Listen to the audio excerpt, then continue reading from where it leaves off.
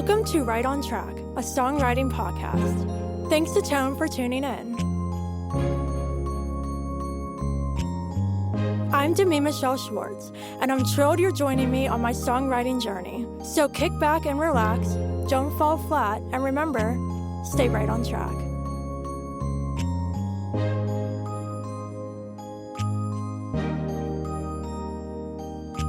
Hello everyone, welcome back to Right on Track. I'm very excited because joining me today is Sarah Louise. Hey Sarah.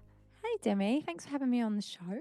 Of course. How is your 2022 going so far? It's actually really busy at the minute because I'm in the middle of moving. So I'm trying to organize everything, like music equipment, etc. and just my whole life, pack it up in lots of boxes. But it's really fun because it's everything's happening at once, but I like to be busy, so it's all cool. Oh wow, what a way to start the year. Moving. Yeah. Perfect. Well, I'm so excited you're joining me today because we're going to be talking all about songwriting and honesty. But before we get into this, can you share with the listeners a little about your songwriting journey and your incredible project, Sunflower? Oh, thank you. My songwriting journey started, I would say, when I was about 4. I was just used to record myself singing with a play and a record cassette tape that my parents bought me, and I kind of annoyed them a lot because I would just literally press play and record. And when I knew I could record my own voice, I didn't necessarily like the sound of my own voice, but I just loved what came out of my head. I could just sing about anything all day long, and I kind of put it to bed because I knew I'd annoyed everybody like all through my school life, just sing, sing, sing all the time. um, I really started my journey with getting people to appreciate it when I did some radio jingles, and I actually was making up some harmonies, and my producer said, "Wow, you've got some real creative skills there." And I just said, "Really?" And then I used to go to a lot of open mic nights, and write some songs. And then one day I just decided to record them. Never did anything with them, but it gave me the confidence because everyone I played it to loved them. And I started doing all these competitions like The Voice and Pop Idol, and I really wanted to sing my own songs on those shows, but at the time they wouldn't allow it, so it's quite controversial what I was doing. Just to prove them wrong, I actually went on the BBC One's The One and Only as Madonna, just so that I could kind of get my foot in the door and say, "Hi, I'm going to pretend to be Madonna, but I'm actually Sarah Louise," and I actually got through to the final round. I couldn't believe it. And then I kind of got some clarity in my music because people thought, "Well, if you can pretend to be Madonna, you've got to be a strong character." And then and then and then it kind of went from there, and then I joined a country band, and it was just and then I really found my feet in lockdown because I learnt guitar, and that was how I was able to express what I've been wanting to say all these years, you know? It's Yeah. just been it's been such an incredible journey, and it's been really hard because not a lot of people take you seriously as a songwriter. They just think it's a hobby, but this is my passion. This is what I've always wanted to do. So I know in my heart this is where I'm at. This is where I want to be.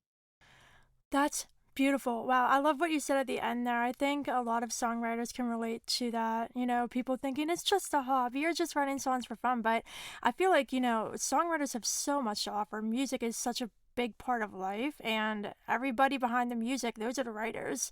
Every single song that everybody in the world relates to, it's because of the songwriters. And so I think people need to start respecting us a little bit more and recognize what we do is actually something really beautiful. Yeah, it makes you feel like someone can relate to it. And as soon as someone can relate to your music, you feel like you've helped someone, and it's just there's no feeling like it. And that's why I think you should never stop. As long as your heart is beating, if you love what you do, why stop? Exactly. 100%. So tell me a little bit about Sunflower, how that project started, and what it means to you. So Sunflower is really special because it's my third album, originals album, and I wasn't very patient because I actually did only release an album April of 21. Um and it's a 12-track album which was called The Shift, and everyone said to me I've got new song syndrome because once you learn that you can write songs and people love them, you just want to keep writing them, don't you? But this one in lockdown, the second lockdown, I said, right, okay. I'm not going to keep getting distracted with all these other things that I'm doing. My boyfriend at the time actually said to me, "Why are you messing about making lemon meringue pies in your group when you should be writing songs in your group?" I was like, "That's a really good point." You know, I've got an entertainment group. I'm entertaining them by making all these things and doing all these things, which I love. But what do I love the most is songwriting. So why don't I do a challenge? So I started doing a challenge every single day, posting about 20 seconds worth of a song each day that I'd made up that day on TikTok.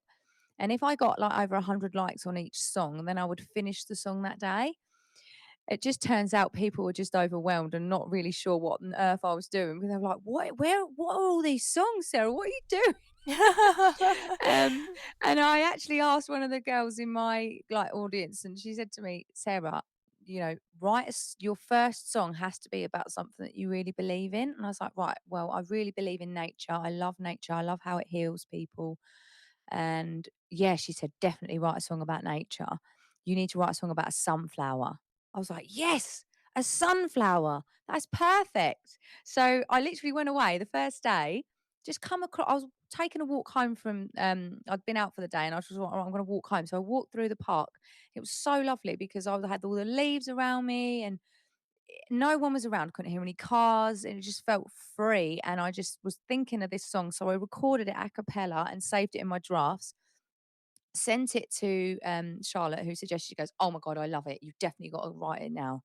I was like, okay. So I did it. And then that was the most like popular song, the first one. I think it's because people just could really relate to it. What I was saying was really relatable because I was started saying, "You're a sunflower standing in the light. You're a sunflower. It won't happen overnight." And what I was trying to get at was, believe in yourself, give it time. You won't come out of yourself straight away. Just take all the experiences that you get from life and let yourself grow with them. And don't be ashamed of anything that you've done because everything that has led you to this point has happened for a reason. And that's kind of what I wanted to get across. But there's lots more to the song. And then after that, they were like, "Right, you got to record it." So after 28 days of songwriting, I took that song to record, and I'd already had 2 more that I'd already written previously that I hadn't put on the album before, and they were like, "Put them ones on the album." And it's really lovely because I had my audience not telling me what to do, but they were kind of guiding me to what they really loved about my music, and it helped me then produce it a bit more, and I included them in the recording of it because when I was in the studio, I was like, "What do you think of this?" Posted a little bit in my group. "What do you think of this?" "Oh, yeah, yeah, yeah, maybe some strings, da, da, da." And it was just so nice how it came together as a full song. But the most special part of it was when my producer's daughter, she's called Lottie, she actually has been there the whole time, because every time I record a song, I always see her there. And she's right from a baby. I've always known her, and she calls me Auntie Sarah, which is so cute. And she Aw, said, love it. she's like, "What are you doing today, Auntie Sarah?" And I said, "Well, I'm recording a song with Daddy." "What's it about?" "It's about a sunflower." "Oh, I love sunflowers. Sunflowers are my most favorite flower of all." I said, "Well, why are they your favorite?" She said, "Because they love you just the way you are." Aw, I that's just so I cute. couldn't believe it. I had goosebumps, Demi, and I was just thinking, "Oh." So I said, "Lottie, say that again." And I recorded her saying it. And then I put that in the group, and everyone was just like, their hearts were melting. They were like, "Sarah, you have to include this in the Oh my song." god. And I showed it to my daughter after we put her on it. She goes, "Mum, is this a little bit of a CBeebies song? Is this like a children's song now then?" I was like, "No.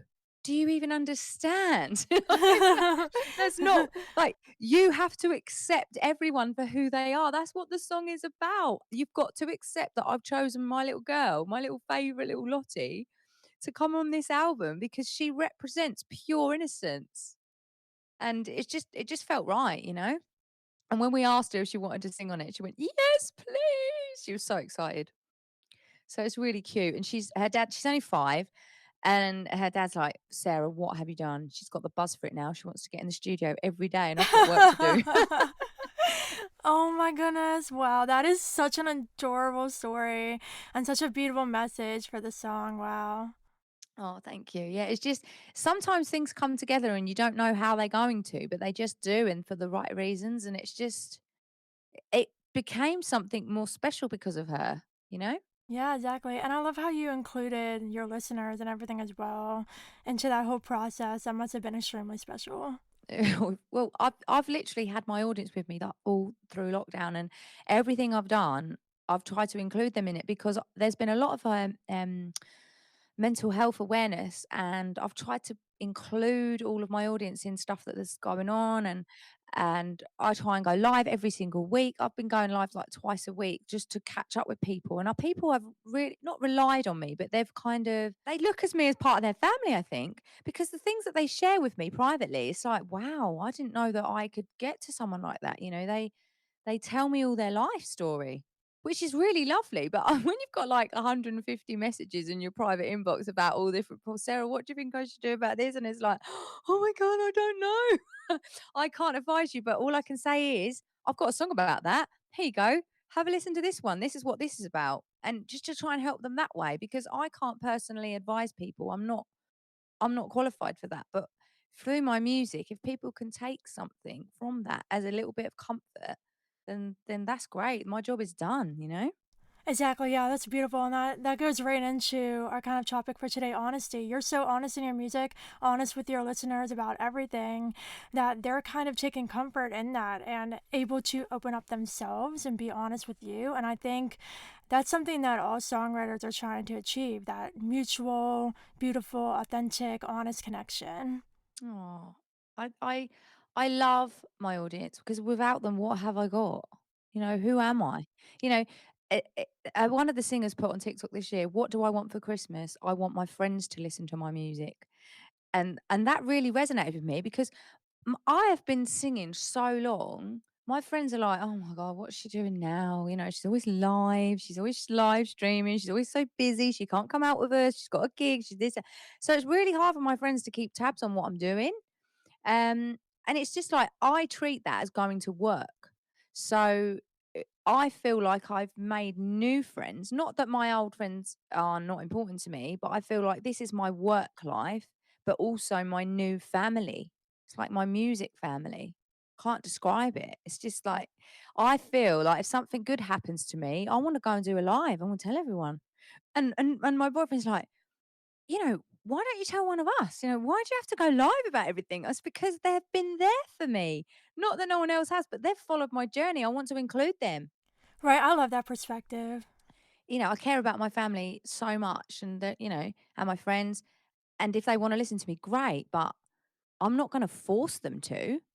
So it's really nice when they say, "Oh, what time are you live tonight? I'll join in, or I'll join in." But, people have got busy lifestyles, so I only want people to listen when they want to. I don't want to say, come and listen to me, come and do this, come and do that, because you're telling people what to do. That's not what I want. I want people to want to join in without Exactly. pressure, without pressurizing them. So, what you just said about authenticity, I think that's what I'm trying to aim for. Just a little bit of being able to be me, but also help people along the way as well. Yeah, I love that. I love it. And that's a perfect transition into our quote for the episode by Calum Scott. Would you like to read that? Oh, yeah, I love that. So, I had to be honest in my songwriting for it to be where it is. And it's always scary, wondering if anyone will connect with that. Can you share what this means to you? So, I read some other quotes, and this one really stood out to me because I was like, wow, I could have written that. Because I know you shouldn't care what people think, but if you if you didn't care what people thought, then you wouldn't be a songwriter, would you? You're not just writing music for yourself. If you are just writing music for yourself, that's fine. But in all my experiences of speaking to songwriters, they love their audience and that's why they do it. They want to connect musically. Music is the most powerful energy out there. And if you can't share that energy, what is the point? It's like that is the way to someone's soul. I love that. 100% agree. And I think, sometimes being honest in our music can be very difficult. I definitely struggle with that. But I think it's really important to recognize that if you're not honest, there's not going to be a connection. Because if you're not writing and singing about something that is meaningful to you or something that you went through that you want to express and get emotions out and all that, if you don't write about real things, people will be able to see through that and not connect to it. So, yeah, I think it's really important to be honest. So when you write, Demi, do you know what I mean? Like, do you write about personal experiences, or do you write for someone else, for example, or like, do you have something in your mind when you're writing? For me, it's always personal experience. Like, it's either like something that I have experienced, like a very specific situation, or it's based on like an emotion I had from something. So, like, everything I write about is rooted in my own emotions and my own experiences. Because when I started songwriting, I was kind of fictional with it and wrote stories. Because I'm also getting my master's in writing popular fiction. So, I'm Oh, that's like, yeah, awesome. yeah. So, I'm like really good with making up So stories. you can do it. So you can do it. So it's like, but you must get inspired by different experiences that you've Right. had to be Exactly. able to write fiction anyway. Because you've got, so just because it's your imagination doesn't mean it's not happening somewhere in your mind. Right, exactly. But I think like my songs when I started were so fake. Like I was writing about emotions I haven't necessarily experienced or specific situations I haven't been in.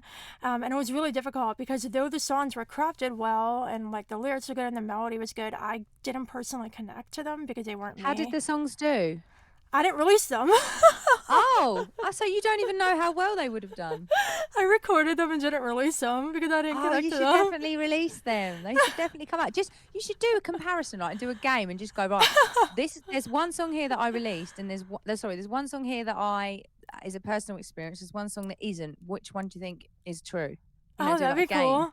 Yeah, like And just then throw let's it just on an see, just album. see. Yeah, no, that's a It's good funny. idea. But yeah, I always try to be I know personal. exactly what you mean though. Like my guitarist, bless him, he was the one that helped me with my first album, Yellow Ribbons.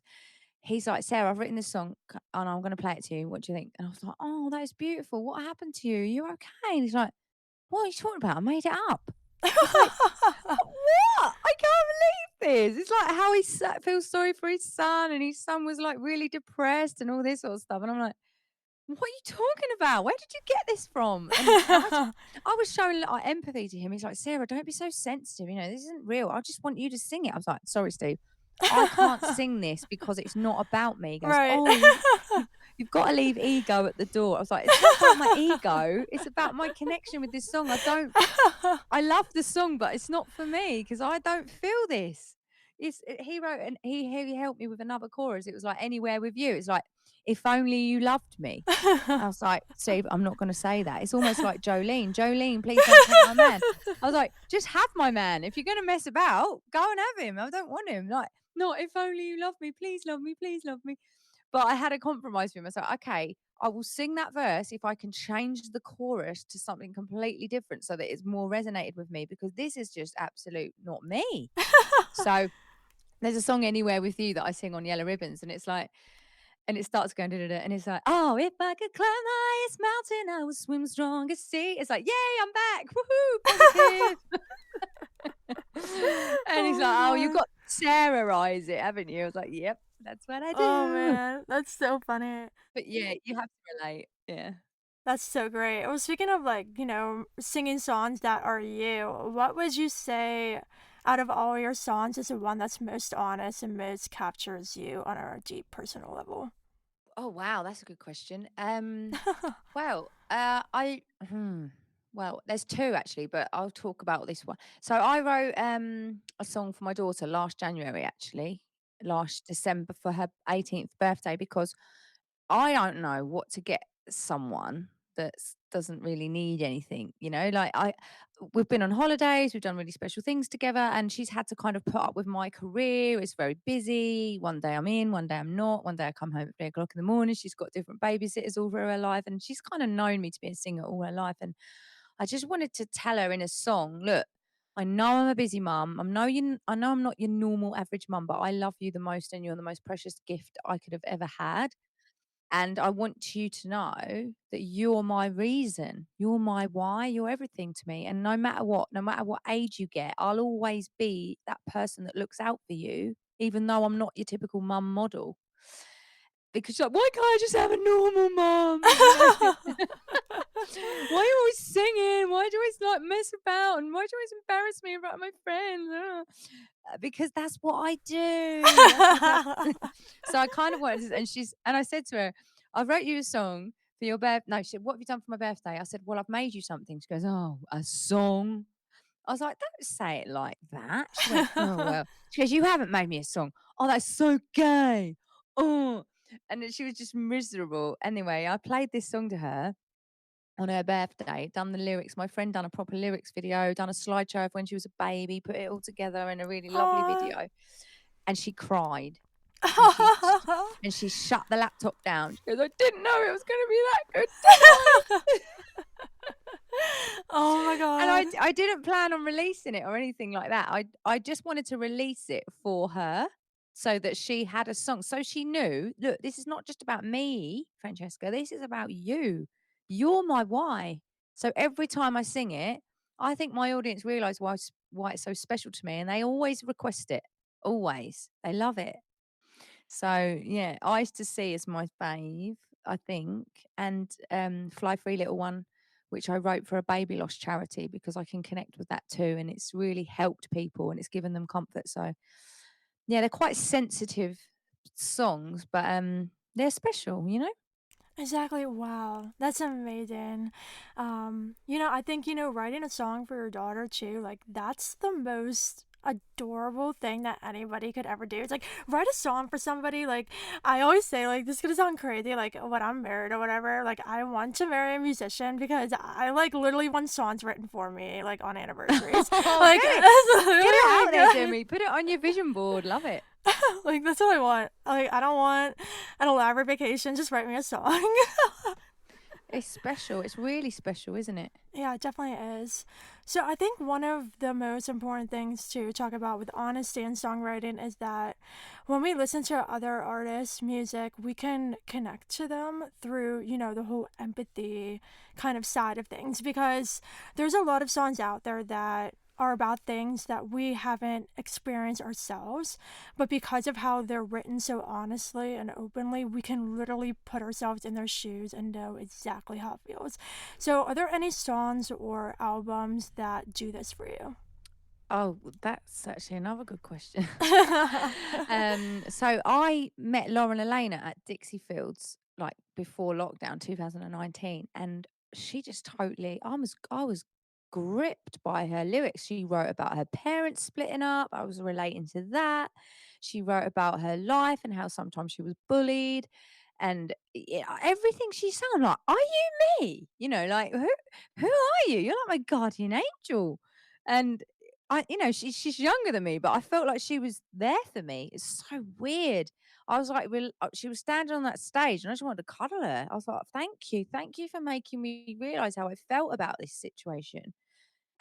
So yeah, when I first learnt guitar, I actually learnt her song "Getting Good." I love it. I'm obsessed with it. Every time I was I was training for the half marathon, um, and every time it's not your average running BPM, but every time I was running, I'm like, right, if I'm feeling a bit rubbish, I'm going to put that on because it just makes me run faster and it makes me just be grateful for what I'm doing with my life, and yeah, I just love it because it basically brings you back down. Have you heard getting good? Yeah, I have. Yeah, I love it, and especially this verse. It's like I'm afraid of both my parents dying. Oh, that bit. It's like oh wow, because there's so many people I've lost in the last 2 years, and it's just heartbreaking. You really do not need to be messing around in this life. Go and get what you want, and just realize how grateful you are for the things you've got. And people need to stop moaning and realize what they've got around them. It really winds me up because people sit and moan when someone next to them have got cancer.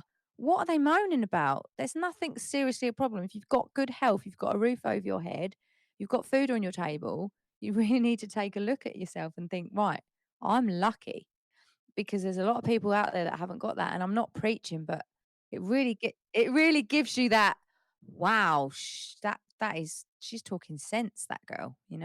Yeah, exactly. Yeah, I think there's a lot of songs out there that are about things that we can either personally relate to or things that are just so real that it's like it kind of gives you a reality check in a way because like they're opening up about these things that a lot of people struggle with and really put things into perspective in a very like lyrical and beautiful way, and it makes you stop and think, because this is the other thing too, like very real things like that, if you just like hear somebody talking about it, or like hear it on TV or read it in a magazine or something, it's not the same as like the musical and lyrical concept of like hearing it in a song. Do you know what I mean? I think music just paints such like vivid pictures and gives you that emotional connection that really makes you stop and think about things.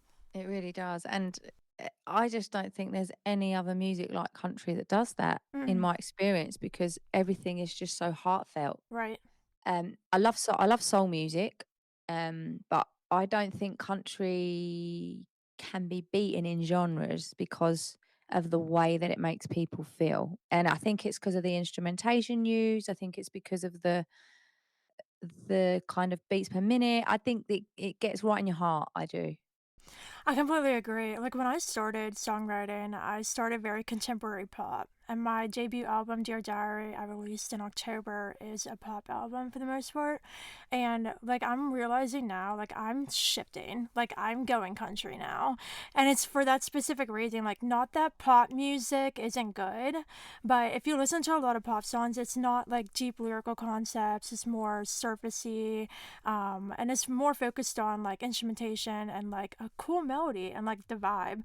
But I've always been really focused on lyrics, and so I think I'm naturally going more country because I'm for the stories and being honest and open and talking about real things. Oh, that's lovely. You kind of have to go where your mind and heart take you. Right. You can't really choose. You can't really say, "Right, I'm deciding I'm gonna do this."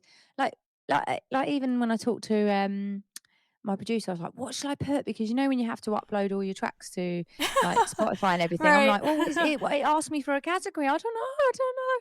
And it's like, "Well, I think you're more folk." I was like, "No." And then I don't know why I was so against being folk. What's wrong with folk? I don't know. I just think it took me away from my cowboy boots or something. I don't know. I don't know why I'm so fixated on titles and genres because it doesn't really matter Right. because as long as it's coming from your heart, it doesn't matter. Let let the algorithms decide what you are. Oh, perfect. Oh, I love this. This is absolutely perfect to kind of wind down on here, because I think, it's all about being honest and open. And if you're those things, nobody's going to care if it's a pop song, if it's a country song, soul, whatever. And I think, like, this is something that I've talked on the podcast before about. It's like some people can get so locked into being a specific genre or being focused on what the industry classifies as that genre. Like, we can go on for hours about country music, and some people saying that's not country, pop country is not country, this isn't country. Like, it's so many people who are more traditional have all these opinions, and it kind of gets It doesn't annoying. matter. Yeah, it's very annoying because it's not about genre, it's about what the songs are saying. And if the songs are open and honest and connecting with people, then they're doing the right thing. It's not about it being a certain kind of country music. It's exactly right because as long as you're being true to yourself, Mm-hmm. then you're not how can you be wrong? Right. Exactly. Only someone else can decide if you're wrong in their opinion. You know, who says anything is wrong? It's just people's opinions that make things wrong, but it doesn't even make them wrong. It just makes someone's opinion different, that's all. Exactly. So I think it all comes down to just be true to yourself, believe in yourself, and put out music that you love and that speaks to you and your listeners. Exactly. If only everyone could think that. The world would be a lot nicer and more peaceful, wouldn't it? Yeah, definitely. Oh, wow. Well, I loved having you on, Sarah. Before you go, can you share some advice to any songwriters listening who might be struggling with being honest in their music? I would say, I know this sounds cliche, but like look in the I'd say look in the mirror and actually sing those lyrics to yourself. And if you feel them, then they're right. If you don't feel them, you're not really singing them to yourself because if you can't sing them to yourself, then you're not going to sing them to anyone else. So you kind of you're not got to be an actress, but you've got to really kind of like let your guard down. There's and like be completely authentic about when you're singing something and just think, right, do you know what? I've got to do it like I'm reading a letter out. When you're singing a song, I kind of treat it like I'm reading out a letter and pouring out my heart on my sleeve because that is what you have to do. Mhm. If you want your audience to connect with you, you've got to be raw. I personally think that. I mean, it's not necessarily the only way you can do it. Sometimes people have to block it out. Like there's with Fly Free Little One, the Baby Lost song. I have to kind of try not to connect sometimes, otherwise can't get through the song. So I have to kind of block. But as long as you can push out the emotion you feel and that comes across, then that is the main part of songwriting. Just go for it and don't care what people think. As long as you love it, someone else will love it. Perfect. Oh, thank you. Absolutely perfect. Oh, Sarah, it was lovely having you. Where can you share with everyone where they can find you on social media and listen to your music? Yeah, sure. So on Spotify, I'm Sarah Louise, and you can find my album Sunflower. Easy to find, Sarah Louise Sunflower, and all my other albums are on Spotify under that same name, and of Sarah Louise Music on all the other platforms. It might be easier to put Sarah Louise underscore music on TikTok and Instagram, but everything else is Sarah Louise Music. Awesome. Thank you so much again for joining me on the show. Thank you for having me, Demis, and good luck with your songs. Oh, I can't thank wait. you. Can't wait for you to release them. You'll Yeah, have to you tag too. me in so I can hear them. I will. Good luck with all your music coming this year as well. Thank you. I definitely think I'm going to be writing more albums. I'm doing the single thing. I'm doing singles for a while. After my album, I just need a break from the whole album thing, so I'm doing Yeah, singles for a singles is while. actually a really good idea. I don't know why I just don't do singles. I mean, Sunflower it's really weird because this has been the least effort I've made on an album, and it's done the best so far. Oh wow, It's like, that's what is that great. all about? That just proves how much you just have to not try so hard and just be Right. yourself, you know? Right, exactly. Well, thank you so much again for joining me. Listeners, thank you for listening to this episode with Sarah Louise. And of course, until next time, stay Stay right right on on track. track.